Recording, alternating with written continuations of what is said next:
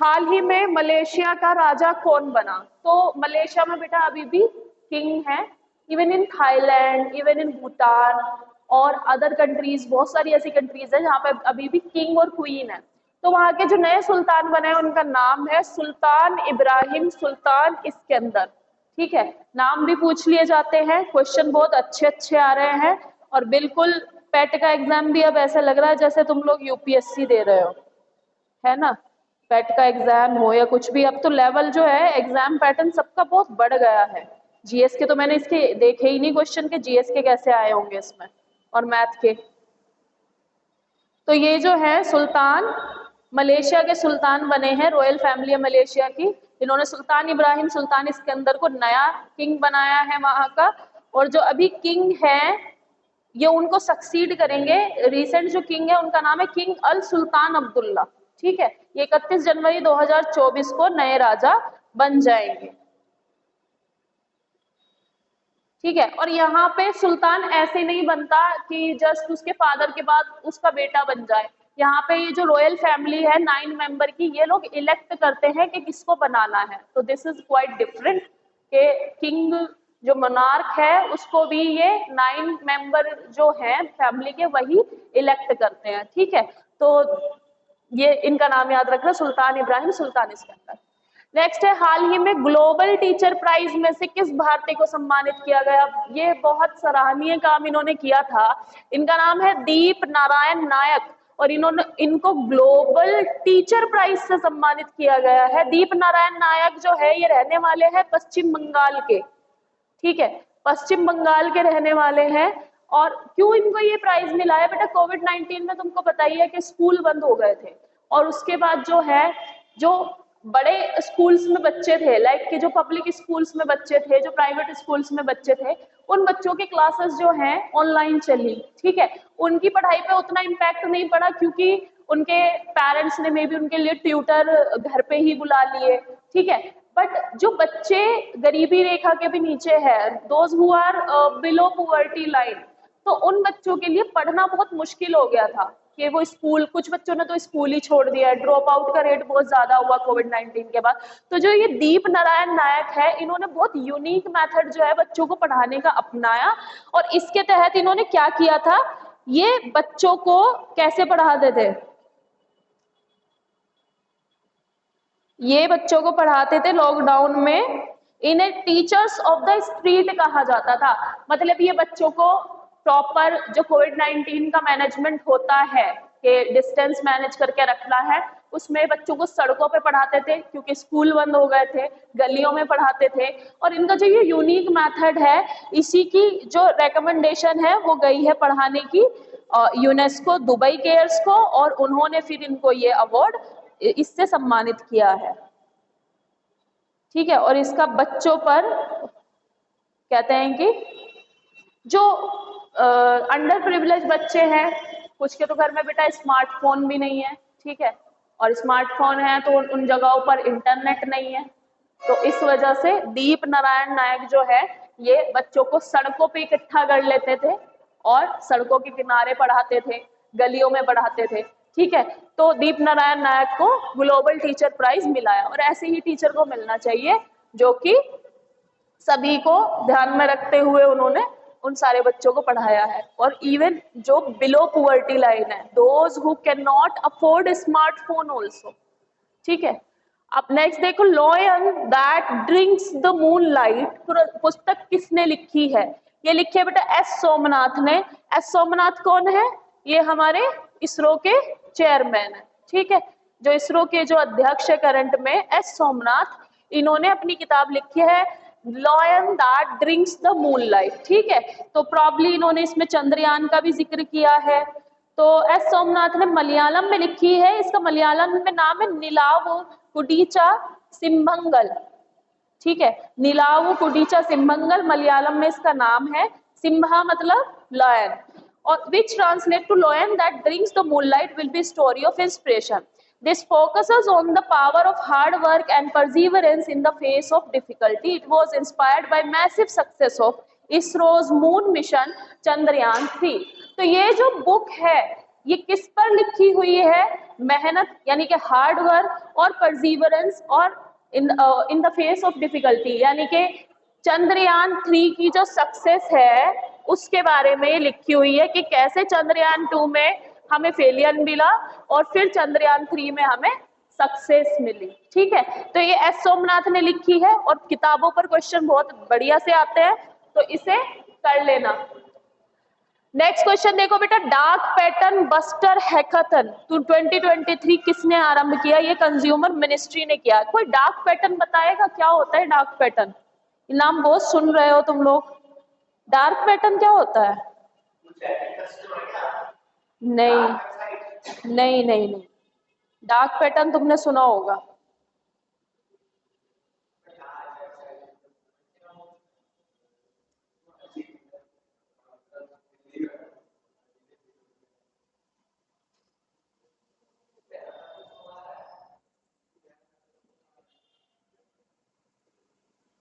हाँ जी, तो आप ऑनलाइन जो है कोई चीज खरीदने चाह रहे हैं और आपको एड में मिल रहा है कि जो मिस इन्फॉर्मेशन है उसके बारे में, जैसे कि आपको कहा जाता है कि आप इस ट्रैवल एजेंसी से ट्रैवल कीजिए, आपको इतने का पैकेज मिलेगा, बताया जाता है ना।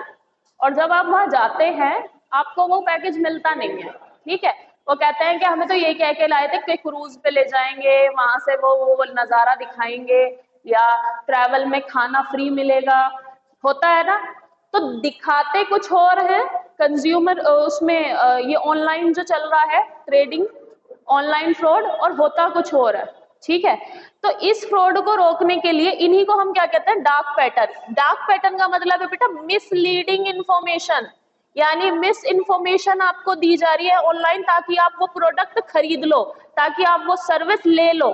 ठीक है, कौन कौन सी सर्विस होती है तुमने देखा होगा, बहुत सारी ट्रैवल एजेंसीज है, बहुत सारी, इवन इन एयरलाइंस। एयरलाइंस में कहते हैं ना, वादा करते हैं एयरलाइंस में कि आपको मतलब इतना फ्री फूड मिलेगा, सिर्फ इतने में चार्ज कर रहे हैं, जल्दी खरीदिए ये वो।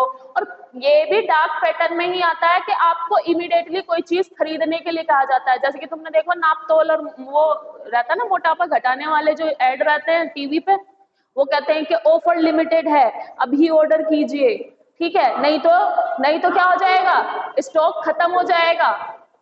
तो ये भी बेटा मेल प्रैक्टिस और डार्क पैटर्न में ही आता है। If consumer don't want to buy it and you are forcing him to buy it, तो ये this is kind of a misinformation. जैसे कि ये भी जो सबसे बढ़िया एग्जांपल इसका मुझे लगता है मोटापा घटाने वाली दवाइयाँ। ठीक है, एक ये, और कुछ चीजें, कुछ सर्विसेज, जैसे कि वो नहीं होते हैं ब्यूटी प्रोडक्ट्स। ठीक है, कि ये लगाएंगे तो आपका इतने दिन में निखर जाएगा और ऐसे हो जाएगा, मतलब आप ब्रिटिशर्स बन जाएंगे इस क्रीम को लगाने के बाद। तो ये डार्क पैटर्न में आता है और ये मिस इन्फॉर्मेशन है। ठीक है, तो ये अभी कंज्यूमर मिनिस्ट्री ने हमारे dark pattern buster hackathon launch किया है। इसके तहत क्या है बेटा, एक सॉफ्टवेयर ऐड हो जाएगा, कोई भी मिस इन्फॉर्मेशन किसी भी तरह की अगर आपको कोई दे रहा है और तो वो जो है इस ऐप पर आ जाएगी। ये डिजाइन एंड प्रोटोटाइप है ऐप्स पर कंज्यूमर को प्रिवेंट करने के लिए कि ई कॉमर्स पे जो प्लेटफॉर्म्स पर अनफेयर प्रैक्टिसेस चल रही हैं उनके अगेंस्ट में ये जो फ्रॉड है ये रुक पाए। ठीक है, और ये होता है कि कितने तुम लोगों ने देखा तो होगा, कभी ऑनलाइन चीजें खरीदते हो ऐड देखे हैं? even I am naming that apps, like even in Amazon or Flipkart they are showing you कि लिमिटेड सेल चल रही है इतने इतने की। नहीं खरीदना भाई, जब खरीदना होगा वी विल सर्च और बाय, है ना। वो जो लिमिटेड कहते हैं ना कि ये इतने बचे हैं बस, भैया तुम्हारे पास इतने बचे हैं तो तुम क्यों चला रहे हो, फिर खत्म हो गया तो रहने दो।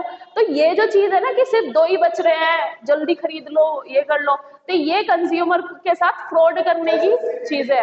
और तुमने एक और चीज देखी होगी, मंगाया जूता निकला कुछ और, है ना। कईयों के साथ हुआ था कि शूज मंगा रहे हैं उसके साथ आया कुछ और है, या जो तुमने मंगाया वो नहीं आया, जो फोटो में दिखा रहे हैं वो प्रोडक्ट नहीं आया, है ना।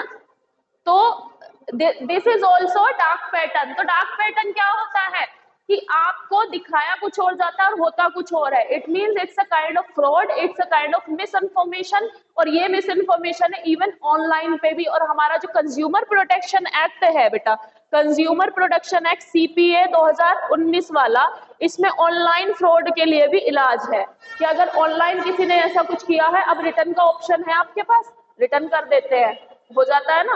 पहले क्या करते थे, रिटर्न नहीं होता था।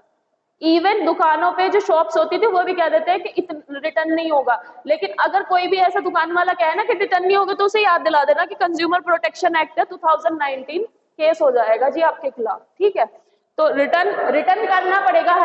अगर हमें प्रोडक्ट नहीं पसंद आया है, प्रोडक्ट में कोई डिफेक्ट है, ठीक है, और प्रोडक्ट हमारे अकॉर्डिंग नहीं है, तो हम रिटर्न कर सकते हैं, वो हमारी चॉइस है, हमारा डिस्क्रिप्शन है, ठीक है। तो this is called dark pattern, और ये डार्क पैटर्न बस्टर हैकाथन 2023 हमारी कंज्यूमर मिनिस्ट्री ने चलाया है, सो दैट कि ऑनलाइन फ्रॉड से बचा जा सके। ये एक ऐप बेस्ड सॉफ्टवेयर जो है, ये सभी के फोन में वो किया जाएगा इनबिल्ड, और उसके बाद कोई भी फ्रॉड वगैरह होता है तो वो इस पर कंज्यूमर मिनिस्ट्री पर शिकायत हो सकती है, ठीक है। नेक्स्ट है 9th, दिव्य कला मेला कहाँ आयोजित हुआ। तो दिव्य कला मेला जो है ये बेटा बेंगलोर में हुआ है, और इसके बारे में कुछ और मोस्ट इन्फॉर्मेशन, जो जरूरी इन्फॉर्मेशन है उनको मैं तुम्हें दिखा रही हूँ, मतलब बता रही हूँ। दिव्य कला मेला ये बेंगलोर में आज स्टार्ट हो जाएगा, दिव्य कला मेला। और हाँ, दिव्य कला मेला बेटा जो पर्सन विद डिसेबिलिटीज है, यानी ये जो स्पेशल पर्सन्स हैं, या जो पर्सन विद सम डिसेबिलिटी है, ये differently able person with disability, तो जो दिव्यांग बच्चे होते हैं या दिव्यांग पर्सन्स जो होते हैं, उनके लिए दिव्य कला मेला आयोजित हुआ है, सो दैट के उनके लिए एक तरह का ये क्या है, रोजगार मेला है, ताकि उनको जॉब्स वगैरह दी जा सके, ठीक है। और ये होगा HMT ground, Jalahalli main road, Bengaluru, Karnataka में। और ये पर्सन विद डिसेबिलिटीज जो दिव्यांग जन है उनके लिए किया जाएगा, और उसमें उनको वो जो प्रोडक्ट्स उन्होंने बनाए हैं दिव्यांग जन ने, क्राफ्ट्समैन या एंटरप्रेन्योर आर्टिसन, वो अक्रॉस द कंट्री से जिन लोगों ने बनाए हैं वो वहां पे क्या किए जाएंगे, शोकेश किए जाएंगे, यानी कि शो किए जाएंगे। और फिर दोज हु कैन बाय और those who want to buy, they can buy और ऑर्डर दैट पर्टिकुलर प्रोडक्ट। तो ये प्रोडक्ट बेसिकली किसने बनाए हैं, जो दिव्यांग जन है उनके बनाए द्वारा, और पूरे ऑल ओवर द कंट्री से वहां पर ये शो किए जाएंगे, ठीक है, सो दैट के बेटा उनको एम्प्लॉयमेंट मिल सके, ठीक है। नेक्स्ट है रेड लाइट ऑन गाड़ी ऑफ अभियान किसने चलाया। तो अक्टूबर का महीना है, ये दिल्ली में ही हो रहा होगा, ठीक है। दिस इज द एक पता है हमारे यहाँ पे एक और चीज है, कोई किसी प्रॉब्लम का सॉल्यूशन जो है जड़ से नहीं निकालने की बजाय उसका हर साल डिस्कशन होता है, तुम्हें पता है अगले साल वो प्रॉब्लम आएगी।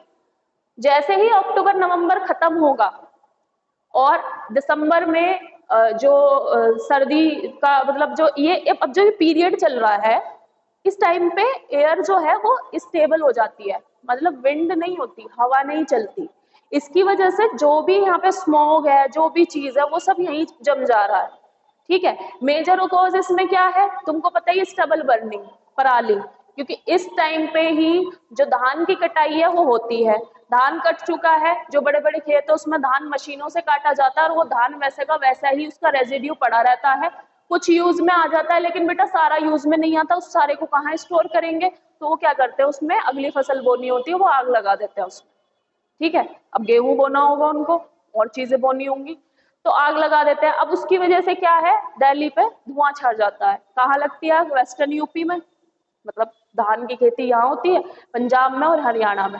पंजाब में काफी गिरावट आई है, पंजाब में अब जो कल रिपोर्ट आई है उसके तहत कि कम है पंजाब में, लेकिन अभी वेस्टर्न यूपी में ज्यादा है और हरियाणा में भी है, ठीक है। जब पता है तुम्हें कि हर साल ये चीज होने वाली है, तो they needs to come with solution, पर सॉल्यूशन की बात सिर्फ अक्टूबर नवंबर तक ही चलेगी, उसके बाद ये भूल जाएंगे अगले साल तक।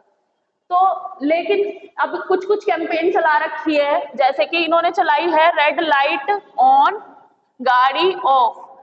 तो रेड लाइट पे क्या होता है, मोस्टली गाड़ी कोई ऑफ नहीं करता है, और उस दौरान भी काफी ज्यादा पॉल्यूशन हो जाता है। ठीक है, तो नई दिल्ली में ही यही एक वो अभियान लॉन्च किया है, रेड लाइट ऑन गाड़ी ऑफ। जैसे ही रेड लाइट आए गाड़ी को ऑफ कर दो, सो दैट कि ज्यादा पॉल्यूशन ना हो, ज्यादा उसमें से धुआं ना निकले और थोड़ा सेफर हो। But these are the temporary measure. जो रूट कॉज है वो है स्टबल बर्निंग। ठीक है, स्टबल बर्निंग का कोई ना कोई जो है इनको सोल्यूशन लेकर आना चाहिए। उसमें एक सोल्यूशन ये बता रहे थे कि बेटा स्टबल बर्निंग का जो रेसिड्यू है उससे फ्यूल बन सकता है। ठीक है, फ्यूल मतलब क्योंकि उसमें भी स्टॉर्च रहता है, तो स्टॉर्च को they can convert in ethanol. तो कुछ स्टेक होल्डर्स को सामने आना चाहिए या गवर्नमेंट को, कुछ जो मैन्युफैक्चरिंग यूनिट है उनको इस रेसिड्यू से भी कुछ यूज करने के लिए, फ्यूल बनाने के लिए दिया जाना चाहिए, जिससे कि फार्मर के लिए एक तो इनकम भी हो जाएगी, ताकि वो अपना रेसिड्यू जो बचा हुआ है उन मैन्युफैक्चरिंग यूनिट को बेच दें, और उसके साथ साथ स्टबल बर्निंग कम हो जाएगी। ठीक है, और उसकी वजह से हमें जहरीली हवा में नहीं सांस लेना पड़ेगा। अभी लग रहा है ना सांस लेने में, यहाँ इवन यहाँ पे भी अजीब ही लग रहा है, मतलब यू आर फीलिंग के you are forced to take breath, है ना, ऐसा लग रहा है कि फोर्सली हम ब्रीथ कर रहे हैं, तो ये चीजें बच जाएंगी। और दिल्ली की जो हवा है, अभी सफर है बेटा, ये हमारी एजेंसी है सफर, ये वेदर फोरकास्टिंग की और एयर क्वालिटी फोरकास्टिंग की एजेंसी है सफर। इसने बताया कि दिल्ली की जो हवा है वो पुअर कैटेगरी में है। अब इनका असर कहाँ पड़ेगा? अब तुम देखो बेटा, यहाँ चल रहा है वर्ल्ड कप, जो मैच दिल्ली में होंगे फिर वहां के खिलाड़ी खेलने से मना कर देंगे, फॉरेन के खिलाड़ी हैं, तो उसका वर्ल्ड लेवल पे क्या इम्पैक्ट जाएगा ये भी सोचना चाहिए। नेक्स्ट देखो, हाल ही में भारत यूरोपियन यूनियन ने संयुक्त नौसैनिक अभ्यास कहाँ आरंभ किया? तो बेटा यूरोपियन यूनियन यानी कि ईयू और इंडिया ने, ठीक है, इंडिया और ईयू ने मिलकर के क्या किया है, एक नौसैनिक अभ्यास लॉन्च किया है जिसका नाम है इसका नाम क्या था,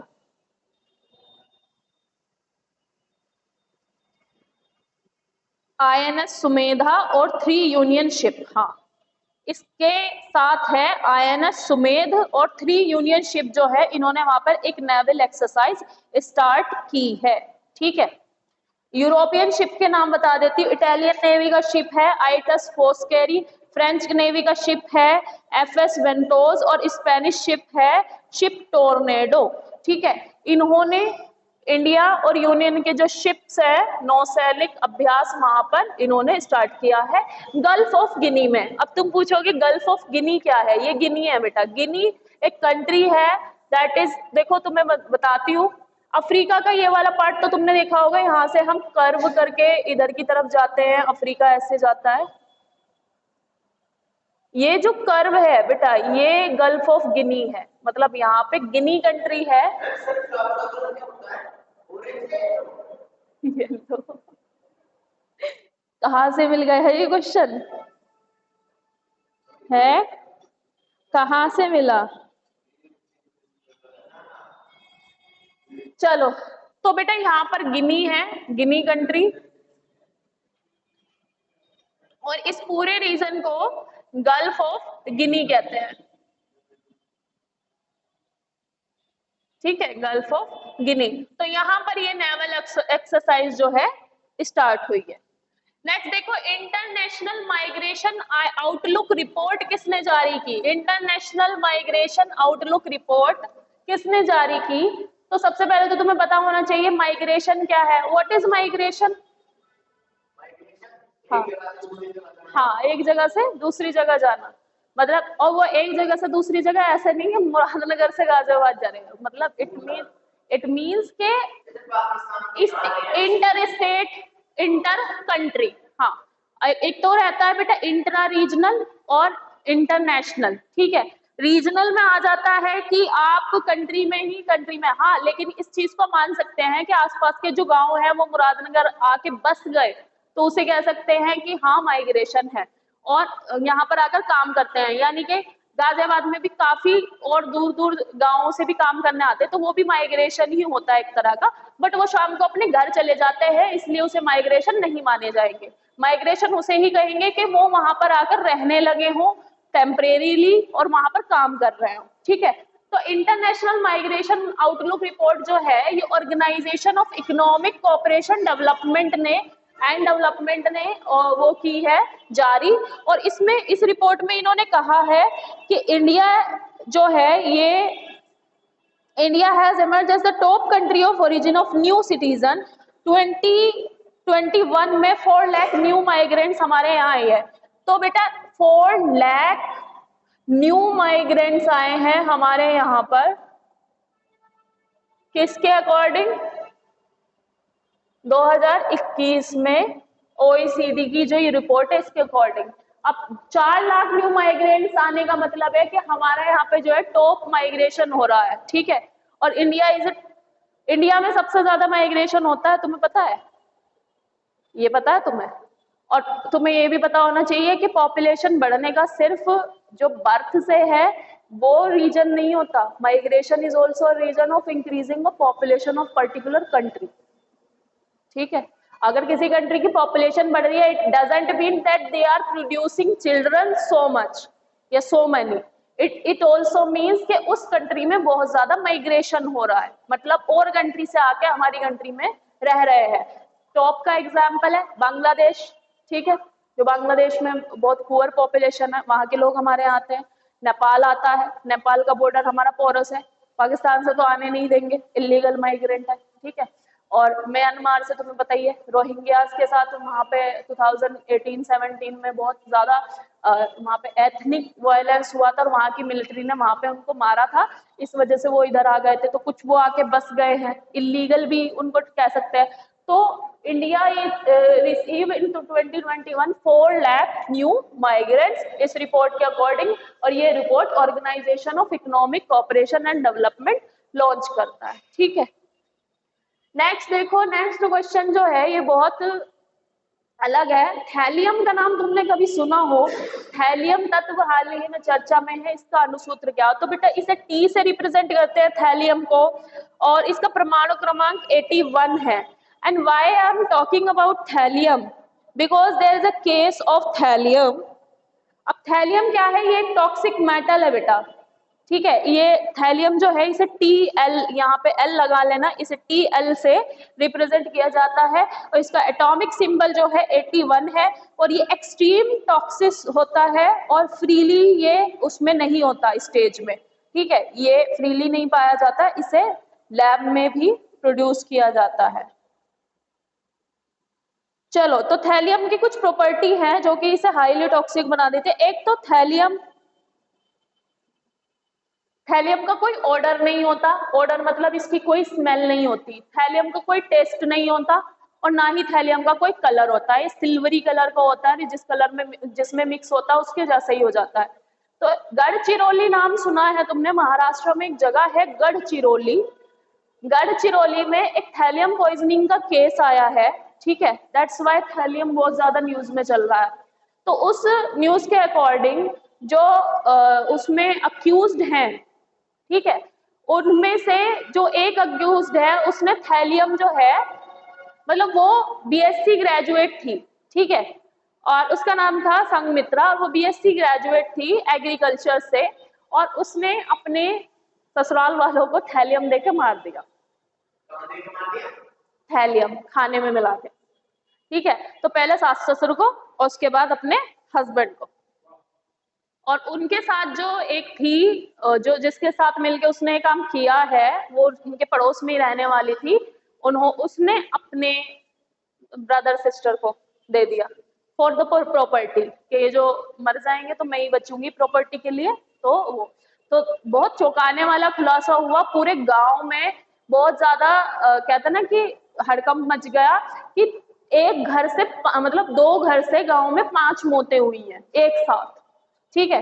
तो जब गांव में पता चला कि हाँ एक ही वजह से हुई है, तो गांव वालों ने ये सोचा कि पानी में कुछ मिला दिया किसी ने, जैसे गाँव तो भाई एक ही यूज करते हैं ना, कुआं है या तालाब है या नल है, किसी ने मिला दिया वहां के पानी में थैलियम, तो फिर उन्होंने चेक करवाया सब जगह कहीं कुछ नहीं था, क्योंकि सिर्फ उसी घर का काम था वो। तो फिर उन दोनों अक्यूज को पकड़ लिया, ठीक है। तो उसने अपने पति, पहले अपने सास ससुर को दिया पानी में, खाने में, और थैलियम जो है बेटा जब ये आपके बॉडी में पहुंच जाता है तो आपकी नर्वस सिस्टम को ब्लॉक करना स्टार्ट कर देता है। जब ब्लड का फ्लो नहीं होगा तो ब्लड कहाँ तक नहीं जाएगा, किडनी तक नहीं जाएगा, तो किडनी डैमेज, सांस लेने में प्रॉब्लम, और अल्टीमेटली इसका कोई इलाज नहीं है। एक चीज इसके एंटी दी जा सकती है, और वो भी अगर टाइम से दे दी तो, इसका तोड़ है प्रूसियन ब्लू। तो प्रूसियन ब्लू जो है ये केमिकल है, ये उसके तोड़ के लिए दिया जाता है, ठीक है, प्रूसियन ब्लू। तो जब वो अपने उसके हस्बैंड को दे दिया था, तो वो डॉक्टर से कह रही थी कि हो सकता है इन्हें थैलियम की पॉइजनिंग हो, तब वो पकड़ी गई कि थैलियम की पॉइजनिंग हो, इनको प्रूसियन ब्लू दे दो। अब प्रूसियन ब्लू ऐसा केमिकल है हॉस्पिटल में हर कोई नहीं रखता, क्योंकि थैलियम की पॉइजनिंग बहुत रेयर है, कोई थैलियम का पॉइजन क्यों ही देगा किसी को, ठीक है। तो हॉस्पिटल में वो नहीं मिला, इस वजह से उसके पति की डेथ हो गई। बचाना चाह रही थी और लेकिन वो बचा नहीं। तो थैलियम जो है बहुत टॉक्सिक होता है, तो इसकी स्मेल होती है।